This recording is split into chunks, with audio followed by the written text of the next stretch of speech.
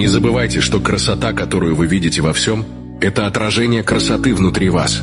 Когда вас восхищает природа, вдохновляют люди или трогают простые моменты жизни, это не случайность.